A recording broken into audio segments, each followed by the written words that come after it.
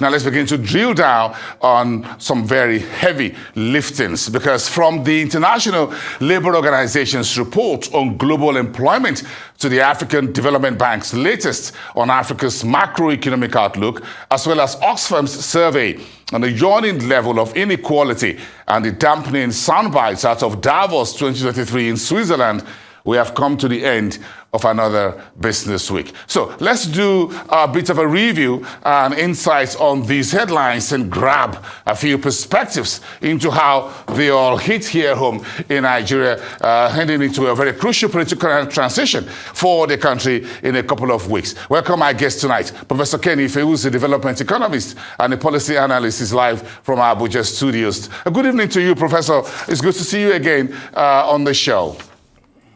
Oh, hi. Thank you. Thank you for having me. Thank you. Let me start by asking you, we've got a couple of reports to look at, but let's start with the Allianz Global Risk Barometer report that ranked macroeconomics, politics, and violence as the top 3 risks for businesses in Nigeria at the moment. How do you respond? I think they are right, actually. But what is funny is that if you look at the general one that they're ranking, there are 10. The macroeconomy was actually number 10, but incidentally is number 1 for Nigeria. Now, the thing is that there are so many we are subject to so many macroeconomic shocks. Of course, most of it are exogenic, which means they are externally induced. And there's very little you can do because they're all related to our monocultural economy, the dominance of the crude revenue. Which of course is 70%, 79%. And of course gas is 10%, and we have only the liberty around 10%. But that has a knock-on effect on price stability, and you see that rubbing off on inflation, a lot of imported inflation, combining with structural factors. You now have interactive effect on our inflation. But having said that, though, there are other areas around the economy, as you could see some of the reports coming out from the fact that we have to change currency. We all agree that we have to do that. And there are tensions around how long is it going to take and then what quantum of money. All of those are on the front burner at the moment. And again, some other macroeconomic aspects are debt.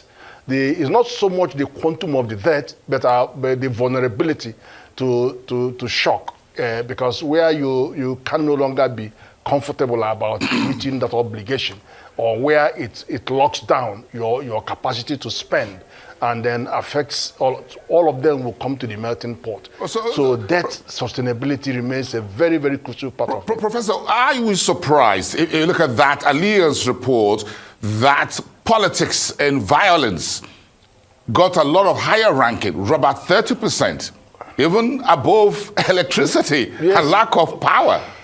How did we get to a point in which we complain, Nigerians complain about lack of electricity, but violence and political risks is substaging electricity, that's right, energy, infrastructure? It just tells you, it tells you the high stake in the election, because a lot of people are really waking up to the reality that we really can't let this go by. And there are also concerns about possible policy changes as a result of the election. So I wasn't surprised that the election is playing up because there are so many uncertainties. And of course, you know what happens when you take other factors into consideration. Investor confidence gets a real knock. And that affects all other indicators like poverty and all of that, because if you don't have investment, you don't have productive activity, you don't have employment, so they're all connected. And then you have unsustainable poverty reduction programs, just because the investment is not coming in, and employers and investors are just concerned about the political situation and the likelihood that there may be major shifts in policy, or what you call policy somersaults. So that's why it's coming wide ahead of infrastructure. But do you think these risks will decelerate or slow down anytime soon based on the current realities? Well, the current reality is that from reports, from all indications, from INEC and what have you, it looks like we might have a smooth election, all said and done. And that is going to dramatically change the rankings, because when that disappears from the radar, then and they're all concerned. They all share the same concern about we've got to do something about security. We've got to do something about widespread poverty. Nobody's happy about 133 million people suffering multiple poverty. So the politicians are all on the same page in terms of what the challenges are and what the strategic priorities have to be. But the taste of the pudding is always in the eating. So we'll have to see how it plays out and who does what. But in the middle of all of this, Professor Ken, if it is a new report by Oxfam, of course, is global and every country is taking what they have in there, that the top 3 Nigerian billionaires have a wealth that totals more than 80 million of us. I'm not sure if you're one of those 3 Nigerian billionaires. So, I just have to ask you if you are. It's my job to ask questions if you're one of those 3. The billionaires, whose wealth, just 3 of them, it's more than 85 million of the rest of us. What do these figures reveal to you about how deep the level of inequality in Nigeria? Now, you have to add to that the FAO report that 25 million Nigerians are going to go into poverty, into food insecurity by August of this year. Already 17 million are there. So you have to add that. But when you come to the Oxfam report, I think there are some concerns that I have about this report because we don't have social safety net in this country. And when you talk 80 million immediately reminds you of 80 million that are below poverty line. It also reminds you of 80 million that are not even in the banking sector. So how do you actually know how much they are worth? And then it also reminds you about the fact that there is even 133 million that are facing multiple poverty. So that number is very suspect. But I mean, if you could say the same, three biggest millionaires in Nigeria are, worth more than that. How about America? I'm sure they are all in trillions. When you get the 3 richest Americans, their money is all in trillions. So I'm not sure that it makes much difference in the point that we have a market economy. You cannot look at a solution that is going to rob Peter to pay Paul. We just have to see how inclusive our economic development programs are going to be. And then I can tell you that some of these that you have just mentioned are actually doing their best in investing in the community, because that is what is important. They'll have social responsibility, they have foundation, they are investing heavily in this economy. And that is a very good news. So all we do is ask them to do more and the government to look at how we can help them to help others. Well, Prof, how could the yawning gap between Nigeria's ultra-rich and the ultra-poor, how can we reduce that significantly? Any idea what we can do? Many economies, many economies in Europe and America and UK, they bring in the social safety net, which is a minimum, condition.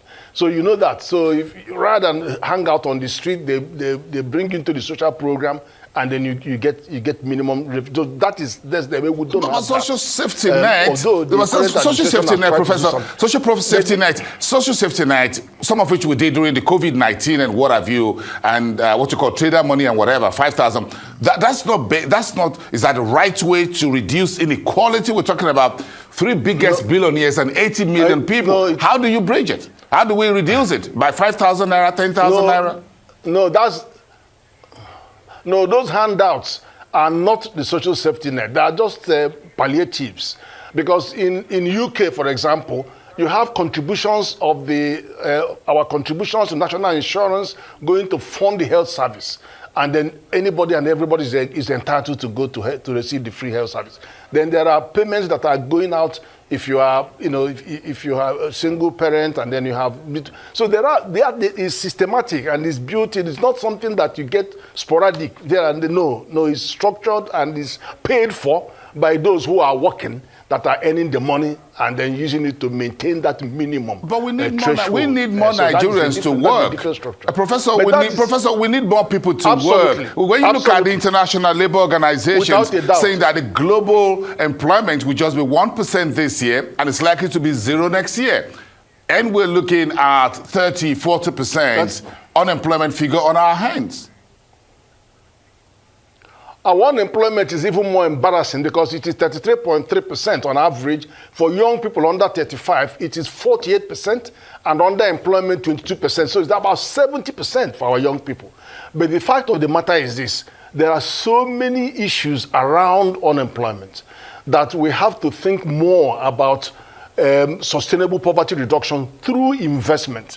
It is investment that will bring the opportunity for you to create the jobs or create economic activities. And then also, that economic activity is what generates the revenue, generates the surplus with which we pay for education and health. And that is the cycle. The cycle is not about robbing Peter to pay Paul or borrowing money to distribute. No, that's not the sustainable approach. That is not the sustainable poverty reduction program. So it is about seeing how inclusive can our development agenda be. For example, you know that 60% of our country employment is around agriculture. So you say, how do we make sure that, literally everybody have a look in. And that was what you saw happening in the last few years with Anko Burowa's program that brought in 4 million people with money and then 5 million hectares. And we need a successor program, or at least an intensification of that kind of program. But that's the kind of area you would have to try. Look at artisanal mining, look at what is going on, and how do you bring down more midstream and downstream investment in the oil and gas sector to begin to hit the ground? How do you make sure that the artisanal miners can be brought under regulation so that they can be upgraded and make sure that all of these areas, you've got to be looking at these areas. And then, but in the end of the day, the ICT is doing well. The financial sector is doing extremely well, returning 18% growth. But if you don't tackle the food, clothing, those basic needs, we're going to be hanging around with these figures for a very, very long time.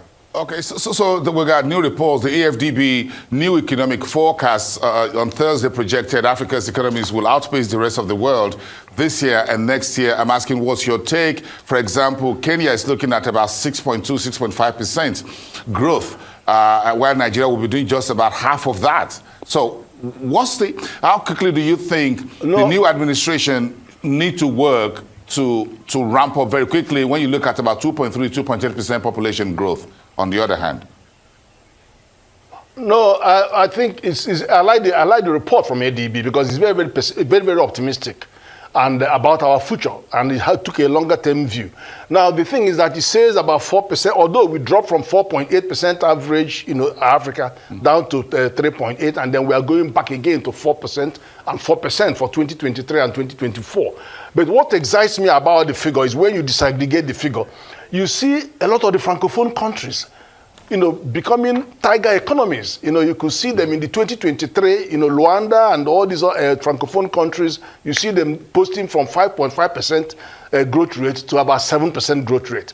And in 2024, it gets even more intense. You see the likes of Niger on top of us, going for 9.6, 9.5, So the Francophone countries, for some reason, they are taking off. Their economies are taking off. And Benin, Republic of Benin, is all in there. Cote d'Ivoire, they're all hitting from 7% to 9.5. They will all be in double digits by 2024. So that is good news. But then what we need to see is how do we make sure that that growth is inclusive, so that more people will be carried along, and then that will sustainably reduce poverty. In a manner of speaking, Professor, in a manner of speaking, the giants of Africa, in a manner of speaking, South Africa is practically on its knees right now when it comes to electricity, as much as Nigeria. And I'm trying to find out who is in a worse situation than the other.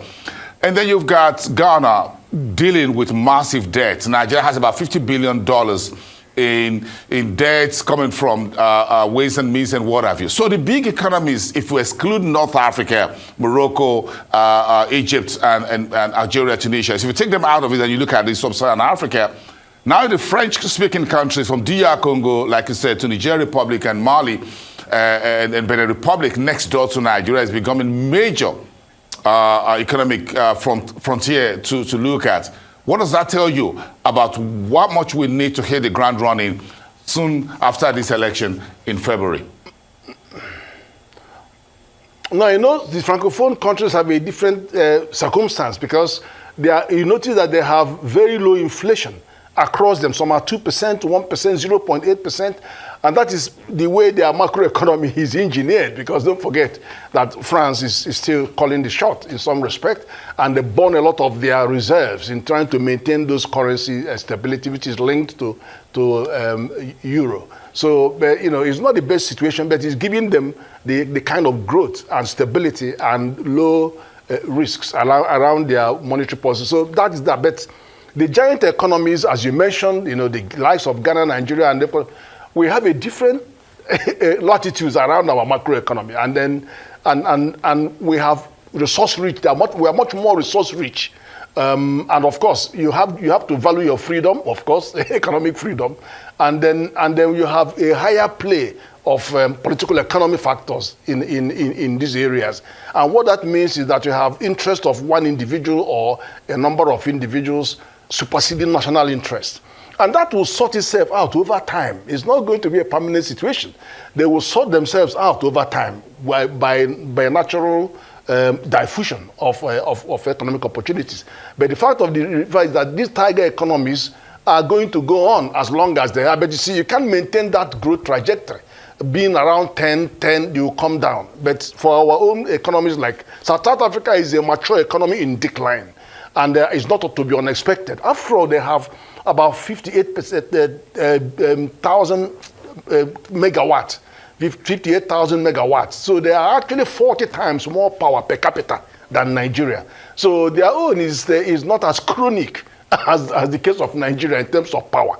But we know that when Nigeria gets over their power problem, the growth of Nigeria will be phenomenal. Nigeria will be carrying, the way Nigeria is carrying the military weight of the whole of ECOWAS is the same way Nigeria will carry the economic weight of the African countries, because they are going to, that sleeping giant will wake up sooner than later and begin to mop up and use the resources that they have.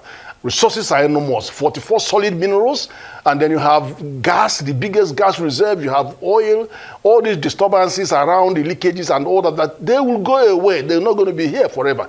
It's just saying we need good leadership. We need a very effective leadership, and that will turn all these problems away, and then we'll move and assert our position in the scheme of things. Many countries have seen it. America has identified Nigeria and said Nigeria is going to be the third biggest, largest population in the next, by 2050. They projected about 6.4 trillion GDP. We've seen all that, but it's just I've seen the numbers as well. That's the question. That's my question. You just asking me the question. What's the leadership that will deliver? There's a difference between potential and promise, and what it all means in terms of what you actually performance. So that's the 3 Ps. So the gap between promise and potential and performance, they're different. So we need to move to performance. That's where the point is. So I'm asking, what type of leadership do you think we need moving forward? Yes. No, we just need stronger economic leadership, because that is missing. It's like people will say, oh, you have a knife that is very sharp, it doesn't have a head. Then you have a knife that's had a head, but is not sharp. So we need a very strong economic leadership. I tell you why. And that leadership has to look at harvesting human resources and material and mineral resources. It's not one for the other after the other. No. There are countries like Japan, they don't have solid mineral. It's simply investment in human capacity, electronics, car manufacture. That's what made them number 3 in the world. So our manpower must be prioritized. Look at diaspora, how many of them there? How many? 2 million, whatever, and they're bringing $26 billion into the economy. We have to invest in our human resources. It is a critical asset. How much natural resource has China in any case? Anyway, they're now number 2. And then not to talk of mineral resources. We have them. Nigeria has 4 times more surface water than South Africa. Surface water than South Africa. We have how many? 350 dams in Nigeria. How many of those dams are being used for aquaculture? China trawlers go around the whole world, yet China aquaculture is 4 times more than their capture fishery. And here Nigeria has 350 dams. We're not using any of those dams to grow our fish and have those. So, and we still have deficiency, 3 million metric tons a year. of fish that we have to go and buy and import. So we have the resources. They are all in this country. Name the solid mineral that is not in this country. We have lithium. We have name them. But who is mining them? Artisanal miners. And, we have to turn our back to some of these shenanigans we have gone through and get investment in the right place. And don't think it's all going to be foreign investment. There are more domestic investment that we can attract. How about Dangote put $19 billion? Is that not more than total investment that we've had, FDI, for the last 5 years? But it's a Nigerian. Okay. So we need to look at those 3 areas: natural resources, mineral resources, and human capital. Human capital drives the other 2. But we ignore that completely. Professor Kenve, we're going to be continue this conversation all the way into the elections and beyond. Thank you so much, as always, for those drilled down perspectives. Professor Kenve, thank you so much for your time. Have a great evening and enjoy your weekend. It's great to have you on the show, as always.